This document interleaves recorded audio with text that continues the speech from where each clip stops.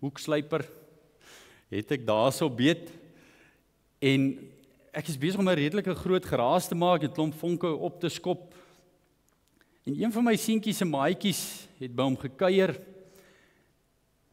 en ek sien so uit die hoek van my oog, toe ek die grinder aanskakel, en ek begin raas, toe hop die ouetjie so bietjie daar een kant, maar my laaitjie staan, en hy is nou nie gepla deur die geraas wat sy pa besig is om te maak nie, en ek sien hoe praat hy toe nou so met sy maatjie, en ek verbeel my toe nou 'n oomblik in die gesprek in, na die tyd,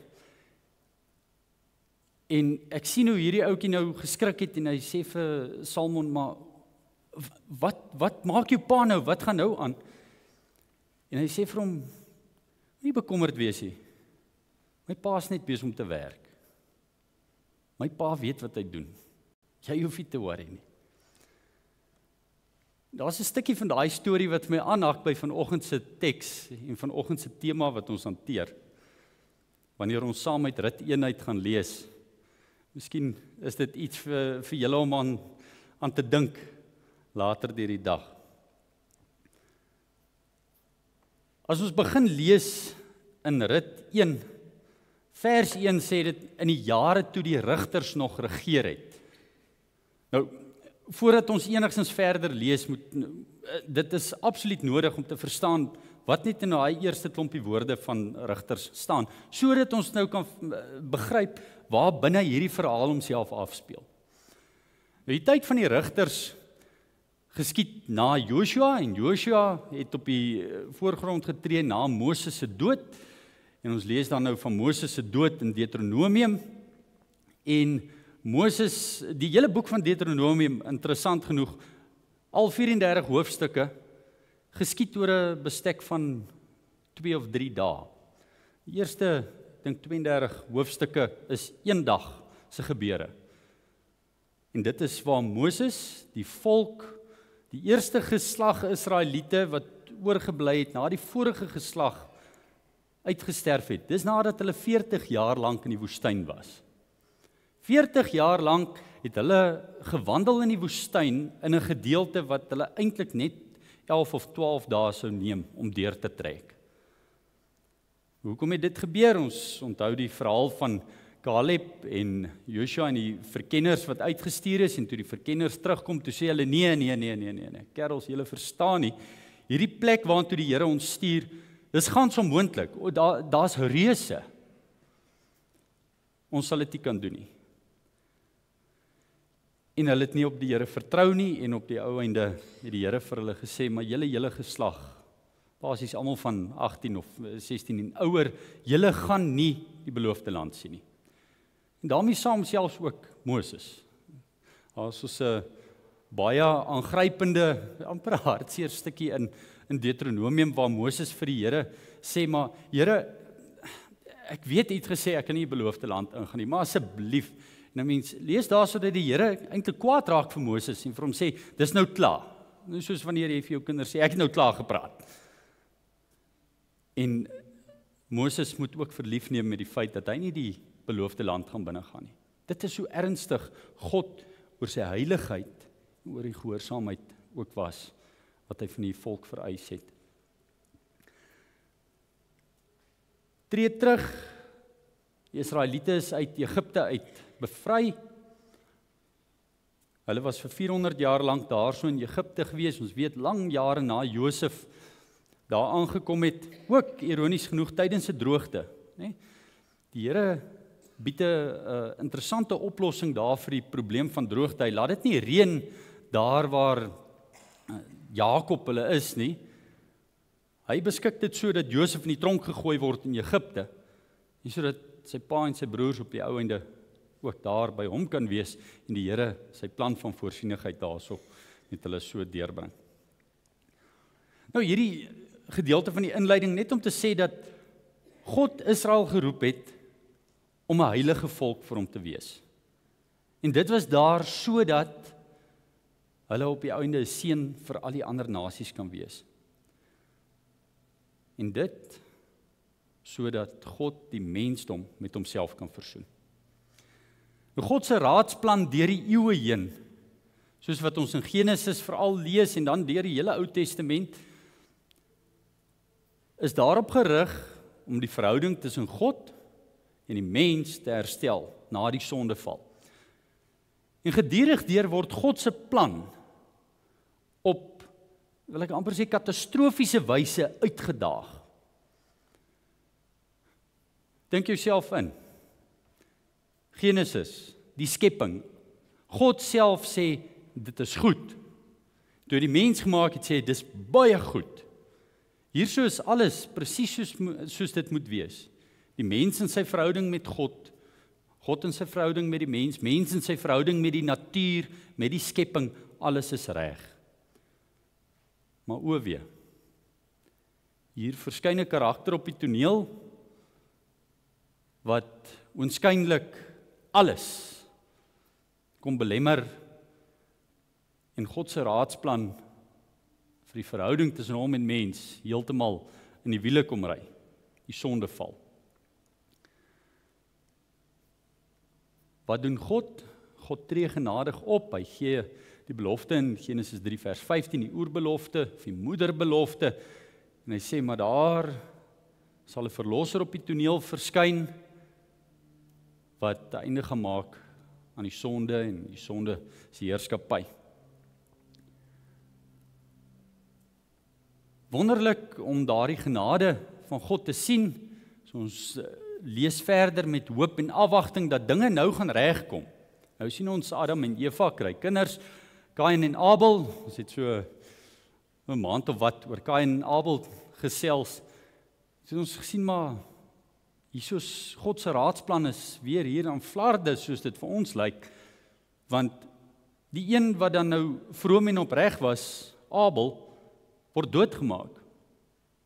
Daarso word daardie hoop kort geknip.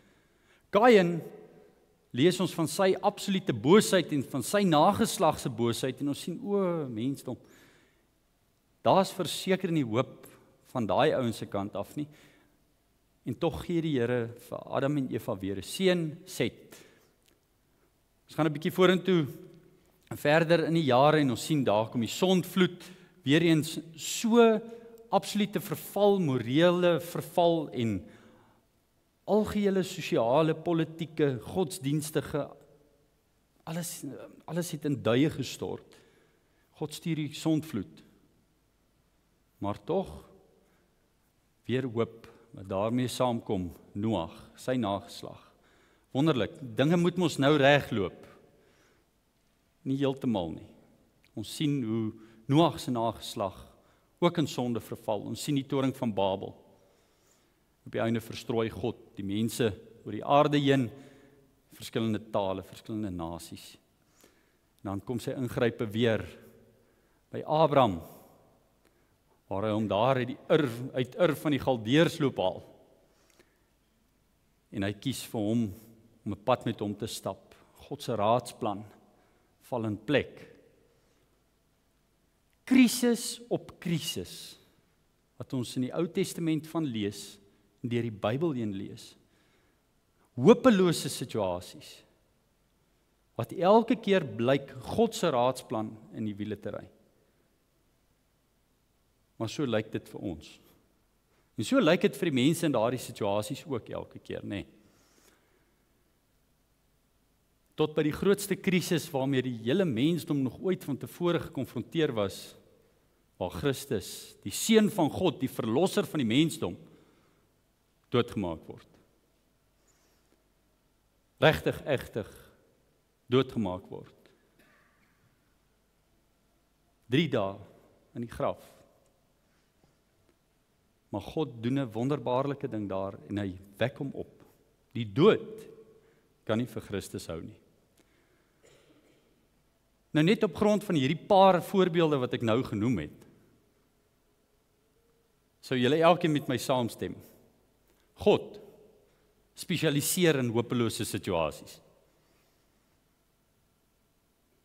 God spesialiseer in hopelose situasies.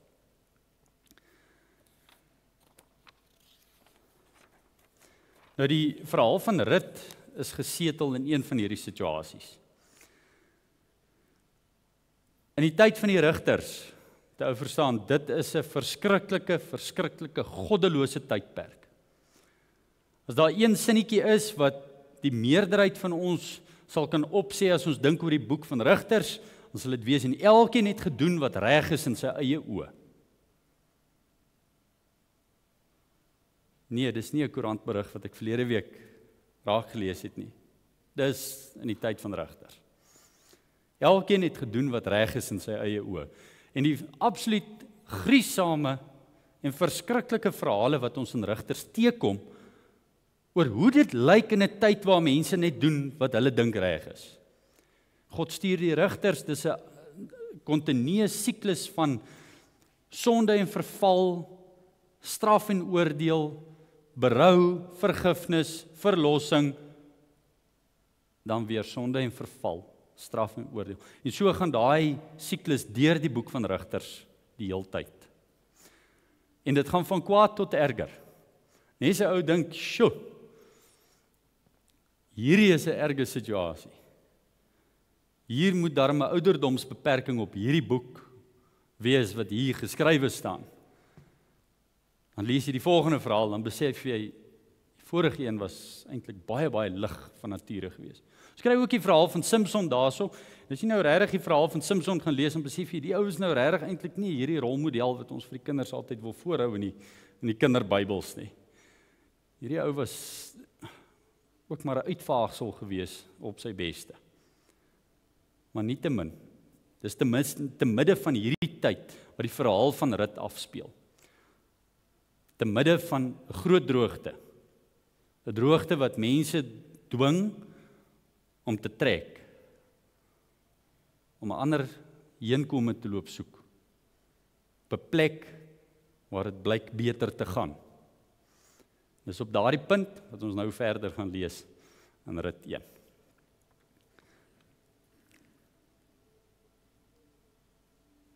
In die jare toe die rigters nog geregeer het, was daar hongersnood in die land. 'n Man van Bethlehem in Juda het tydelik in die gebied van Moab gaan bly. Hy en sy vrou en sy 2 seuns. Die man se naam was Elimelech. Sy vrou se naam was Naomi en sy 2 seuns se name was Maglon en Kiljon. Hulle was van die Efrata familie uit Bethlehem in Juda. Hulle het in die gebied van Moab aangekom en terwyl hulle daar was, is Naomi se man Elimelech dood en is sy en haar 2 seuns agtergelaat. Hulle het Moabitiese vroue geneem. Die een se naam was Orpa, die ander se naam was Rut. Hulle het so wat 10 jaar daar gebly. Toe is ook die seuns, die 2 seuns, Maglon en Kiljon dood. Die vrou het alleen agtergebly, sonder haar 2 kinders en sonder haar man. Sy het toe gereed gemaak om met haar skoondogters terug te keer uit die gebied van Moab, en sy het daar in die gebied van Moab gehoor dat die Here na sy volk omgesien het deur vir hulle brood te gee. Sy is toe weg uit die plek waar sy gewoon het, en haar 2 skoondogters saam met haar op pad terug na die land Juda. Op pad terug na die land Juda, sê Naomi vir haar 2 skoondogters: "Julle moet liewer teruggaan, elkeen na haar ma se huis. Mag die Here julle goed behandel, soos wat julle die oorledenes en my goed behandel het. Mag die Here gee dat julle elkeen 'n tuiste vind in die huis van 'n man." Toe het sy hulle gesoen, maar hulle het hardop begin huil en vir haar gesê: "Nee, ons wil saam met u teruggaan na u volk." Maar Naomi sê: "Draai om, my dogters, om watter rede sal julle saam met my gaan? Is daar nog seuns in my liggaam wat vir julle mans kan word? Draai om, my dogters, gaan terug, want ek is te oud om weer te trou. Al sou ek dink daar is nog hoop vir my, en selfs al sou ek reeds vandag 'n man hê, selfs aan seuns geboorte gee, sal julle vir hulle kan wag totdat hulle groot is? Sal julle om daardie rede julle self daarvan weerhou om te trou? Nee, my dogters, dis vir my baie swaarder as vir julle. Die Here het immer sy hand teen my uitgestrek." Hulle het toe weer hardop gehuil. Orpa het haar skoonmoeder gesoen. Maar Rut het aan haar vasgeklou. Naomi sê vir haar, kyk, jou skoonsister het omgedraai na haar volk en na haar gode toe. Gaan terug, agter jou skoonsister aan. Maar Rut het geantwoord, moet my nie probeer dwing om u te verlaat nie, of om van u weg te gaan nie. Want waar u gaan, sal ek gaan, en waar u bly, sal ek bly. U volk is my volk, u God is my God. Waar u sterf, sal ek sterf, en daar sal ek begrawe word. Die Here kan my maar swaar straf, as ek nie my woord hou nie. Net die dood sal ons skei. Toe Naomi sien dat sy vasbeslote is om saam met haar te gaan, het sy opgehou om haar te probeer ompraat. So het die twee van hulle toe aangestap, tot hulle by Bethlehem aangekom het. Toe hulle in Bethlehem aankom, was die hele dorp in rep en roer oor hulle. Die vroue sê vir mekaar, is dit werklik Naomi? En sy het vir hulle gesê, moet my nie Naomi noem nie, noem my Mara, want die Almagtige het dit vir my baie bitter gemaak. Met 'n vol lewe is ek hier weg, maar die Here het my leeg laat terugkom. Waarom my Naomi noem, terwyl die Here my teenstander geword het, en die Almagtige my kwaad aangedoen het? So het Naomi teruggekeer. Haar skoondogter Rut, die Moabiet, het saam met haar teruggekom uit die gebied van Moab. Hulle het in Bethlehem aangekom aan die begin van die garsoes. Tot sover lees ons, dit is die woord van die Here. Ons onthou dat wanneer ons uit die Bybel uit lees, dien dit ook as 'n spieël en ons sien 'n refleksie van onsself binne in hierdie spieël. Partykeer sien ons nie net 'n refleksie van onsself nie, ons sien ook ander mense in die verhale of in die teksgedeeltes wat ons lees. So watter dele van die storie reflekteer vanoggend op jou lewe? Hier's nou 'n paar aspekte waaraan ons gaan raak vanoggend. Basies in kort gaan dit oor ontnigtering,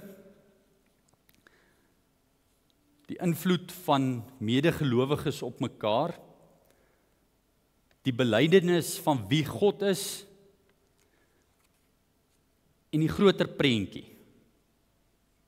Ek gaan nou uitbrei op elkeen van hulle.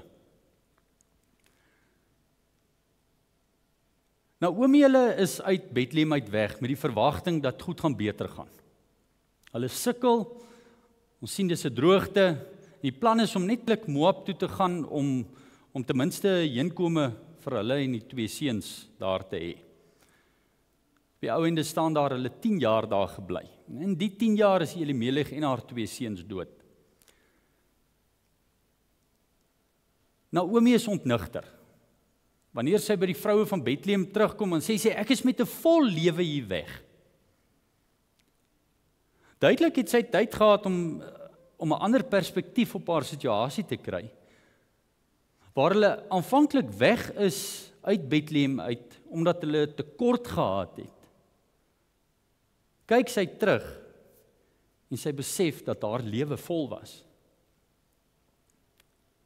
Haar vol lewe het bestaan uit haar gesin en uit haar geliefdes uit. Is dalk iets vir ons om aan te dink in hierdie aardse gejaag waarin ons onsself bevind. Oor wat ons lewens regtig volmaak. Maar dit daar gelaat, nou is sy terug in Bethlehem. Sy's gebroke, sy's bitter. Die insinking van realiteit het daar beet gepak. Die bitterheid teenoor God skyn deur. En sy sê, vers 28 wat sê, God laat alles ten goeie meewerk vir die wat hom liefhet, vir die wat volgens sy besluit geroep is. En jy sê, Here, ek kan op hierdie aarde in my gedagtes nie dink hoe dit wat nou met my gebeur ten goeie kan meewerk nie. Miskien is Jakobus 1 vers 2 tot 8 vir ons 'n goeie riglyn daar. En ek lees vir ons My broers, julle moet baie bly wees wanneer allerlei beproewings oor julle kom. Nou amper sê vir Jakobus, weet jy wat jy hier geskryf?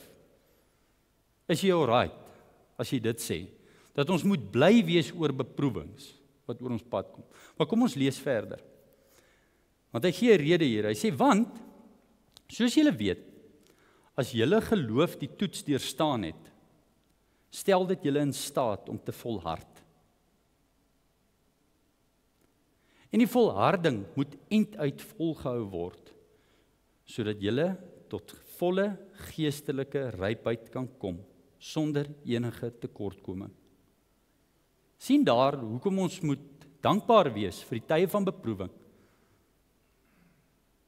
Die Here is besig om vir ons geestelik te laat groei.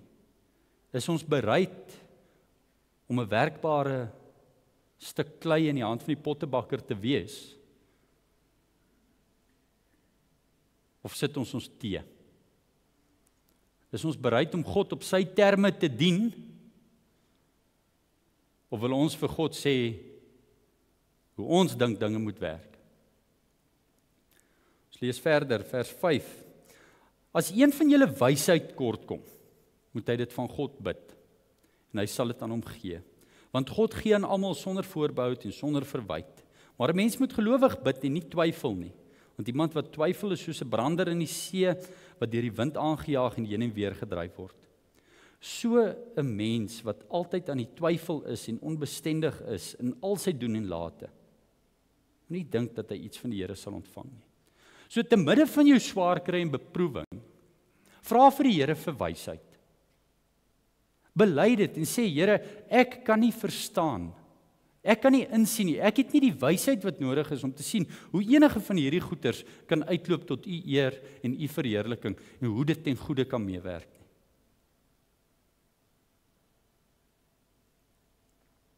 Hebreërs 10 vers 32 en 35 sê vir ons, dink terug aan vroeër dae, toe God julle tot die lig gebring het. Hoe julle in die stryd staande gebly het, toe julle baie moes ly. Deels is julle deur beledigings en vervolging openlik tot bespotting gemaak, en deels het julle gelei, omdat julle vereenselwig het met ander wat hierdie dinge oorgekom het. Hierdie moeilike tye kom nie net altyd as gevolg van situasies waarin jy jouself bevind nie. Dis situasies waar jy saam met ander mense hulle lyding en hulle hartseer dra.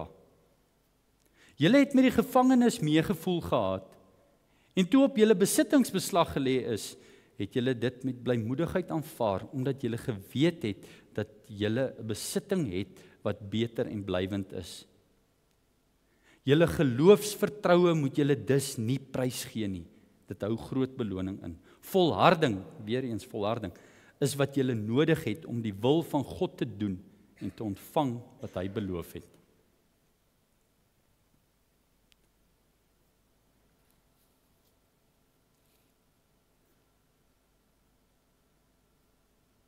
Rut saam met Naomi.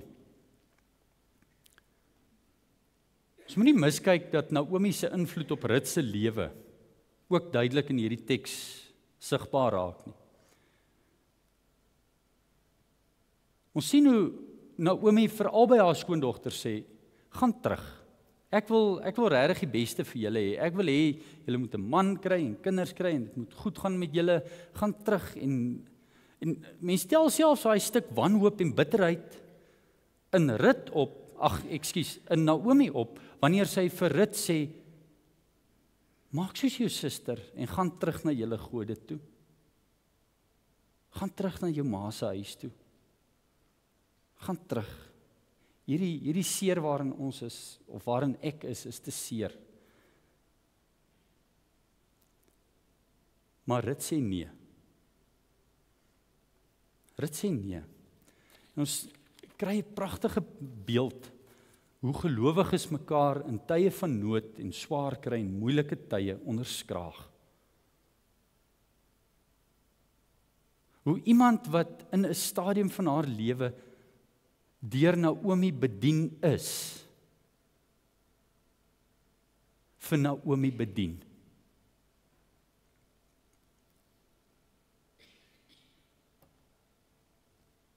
Ons as gelowiges word daartoe geroep om mekaar te onderskraag, om mekaar te ondersteun, mekaar se swaar en mekaar se hartseer te dra in tye wanneer dit swaar gaan. Om saam daardie pad te stap. En partykeer is dit nodig om 'n bietjie hardkoppig ook te wees soos wat Rut vir ons wys. Nie net te sê, ja, hy het gesê ek moet loop. Toe het ek maar geloop nie. Hoor hoe mooi sê Hebreërs 6 vers 10 dit. God is nie onregverdig nie. Hy sal julle werk nie vergeet nie en ook nie die liefde wat julle vir sy naam betoon het, deurdat julle medegelowiges gedien het en nog dien nie. Die Here sal dit nie vergeet as ons mekaar ondersteun en mekaar onderskraag in hierdie moeilike situasies nie. Ons lewe in 'n wêreld waar dit maklik is om op jou eie eilandjie te sit. Jou te distansieer van al die swaar en die seerkry in die wêreld hier buite en te sê, maar ek het genoeg van my eie.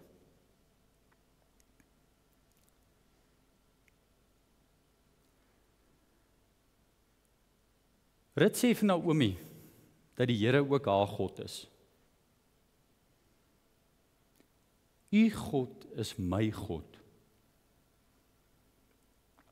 Nou laat ons net gou teruggaan na wie hierdie God is van wie sy hier praat. Ons het net vir mekaar gesê, hy is die een wat spesialiseer in hopelose situasies.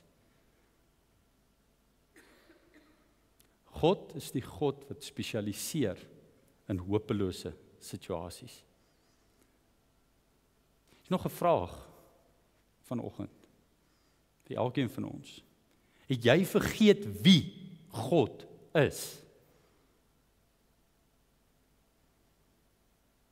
Het jy vergeet wie God is? Dis dieselfde God. Die een wat alles ten goeie laat meewerk vir die wat hom liefhet, vir die wat volgens sy besluit geroep is. Dis dieselfde een wat vir die Israeliete die pad deur die Rooi See gemaak het. Dis dieselfde een wat verlossing gebring het na die sondvloed, sy genade betoon het aan Noag en sy gesin. Dis dieselfde God wat water voorsien het aan die Israeliete in die woestyn. Is daar dieselfde God wat in al die hopelose situasies nog elke keer sy lig laat skyn het, sy almag getoon het.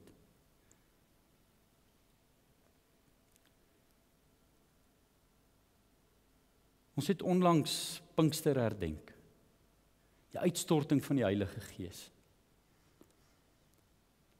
Laat ons onthou wat die Here Jesus gesê het oor die Heilige Gees, dat die trooster is. Dalk is jy vanoggend verbitterd. Jy is kwaad, of jy is onseker, of jy is eintlik nie lus om hierdie boodskap te hoor nie. Want hierdie ou wat hier voor staan, verstaan nie wat in jou lewe aangaan nie. Jy is doodreg, ek het nie 'n cooking clue wat in jou lewe aangaan nie. Maar ek ken iemand wat doen. En dit is hoekom dit ook my bede is, dat elkeen van ons met die Here se teenwoordigheid in ons lewens, daar te midde van ons seer en hartseer, sy teenwoordigheid en sy vertroosting sal ervaar.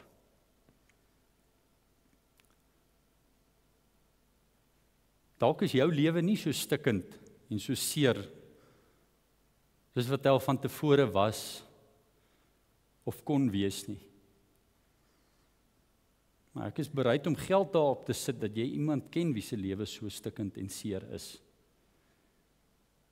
En vanoggend word elkeen van ons geroep om ook in gehoorsaamheid aan die Here ons medegelowiges en ons medemens se las te dra. Ek sluit af. Die groter prentjie.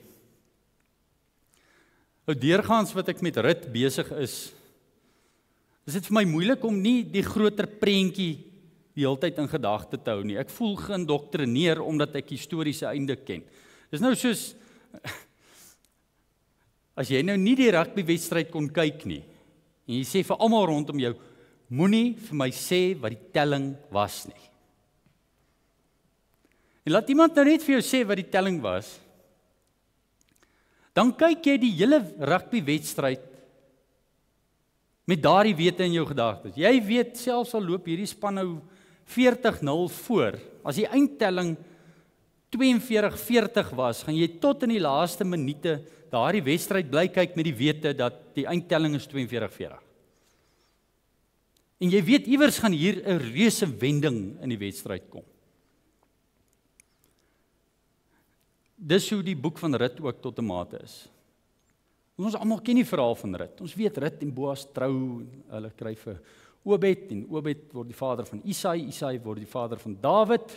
Dawid al die geslagte heen later, daar is Matteus 5, dan sien ons Dawid is die voorouder van Christus. Die punchline van die storie is eintlik weg. Want ons weet hoe hy eindig.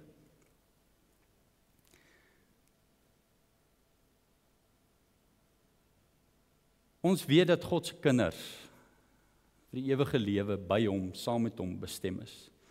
In 'n volkome herstelde verhouding met God.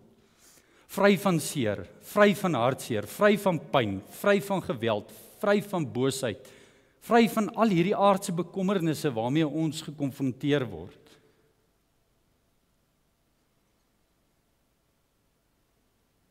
Sien julle waartoe ek op pad is? Ons weet hoe ons verhaal ook eindig. Ons dalk sê dis waar hy begin, maar heeltyd wil ek in die storie inklim en vra sê Naomi, tannie Naomi. Moenie so verbitterd wees nie. Moenie so kwaad wees nie. Jy moet die Here vertrou, hy's besig met baie groot planne. Is dit nie vanoggend waar die Heilige Gees in elkeen van ons se stories inklim, in elkeen van ons se lewens inklim? En sê Joni en Sarah, Koos, Piet, Gert, Klaas, Jan, wat jou naam is, nie so verbitterd en bekommerd wees nie. Die Here is besig met baie groot planne. En hy sal alles ten goeie laat meewerk vir die wat hom liefhet.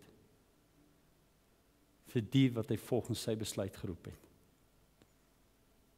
Amen.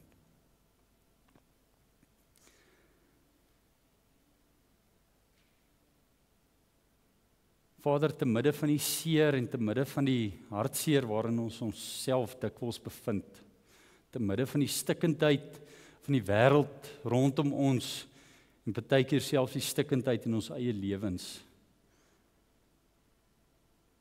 Kom sê ons vir U dankie dat U bemoeienis maak met gebroke mense.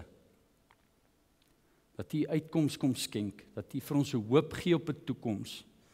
Dat U vir ons kom sê hoe hierdie verhaal eindig. Here, versterk asseblief elke een wat vanoggend sit met hartseer. Wat sit met 'n bitterheid teenoor U. Oor omstandighede in hierdie stikkende wêreld waarin ons onsself bevind. Vader, dankie dat U van U kant af uitreik na ons toe, daar waar ons juis nie die krag het of U wil het om uit te reik nie. Mag U vir ons as gelowiges ook toerus om U hande en voete hier op aarde te wees en uit te reik na ander, daar waar ons die nood sien. Maak ons oë oop vir die seer en die hartseer rondom ons, om ander te bemoedig. Maar Vader, ons bid dat ons nie net sal stil staan by die seer en hartseer wat ons raak sien in hierdie lewe nie, maar dat U ons fokus ook sal verskuif en sal help om te sien dat ons uitsien na 'n toekoms daarsonder, sonder pyn, sonder hartseer, sonder leed.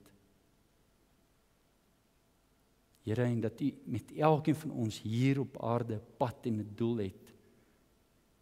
Dat elkeen van ons 'n rol te speel het in U koninkryk hier op aarde.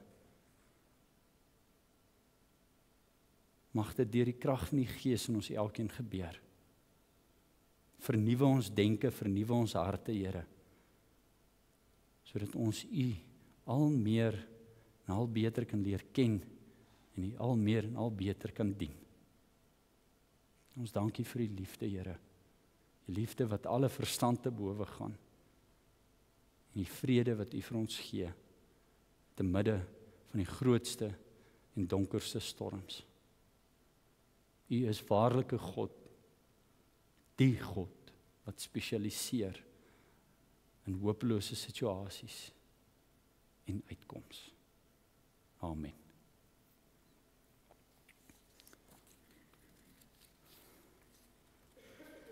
Daar's nou geleentheid vir die opneem van die offergawes en daarna sal ons die slotlied